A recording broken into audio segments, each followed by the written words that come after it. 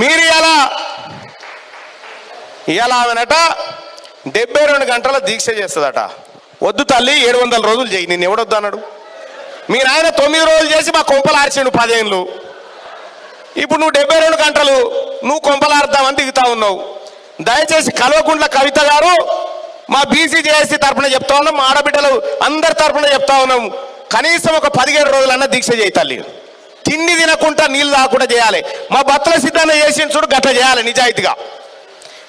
మీ నాయన నీమ్స్లో ఉంటే కొంగుసాటుకు ఇడ్లీలు తీసుకుపోయి తినిపించిన మహానుభావురాలివి నువ్వు. ఈ దీక్షలు నువ్వు చేస్తా అంటే నీ ఎన్ని లలిత కళలు ఉంటాయో ఆ దీక్షలో మాకు తెలివయా? నీమ్స్ దవాఖానలో జరిగింది కదే కదా. సరే,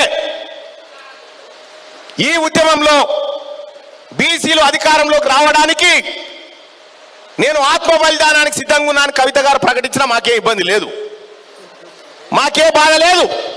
ఎందుకంటే 1200 శరీరాలు మన వాళ్ళకి ఇచ్చినాం, మనకు వాపసు రావాల్సి ఉంది చాలా ఇంకా.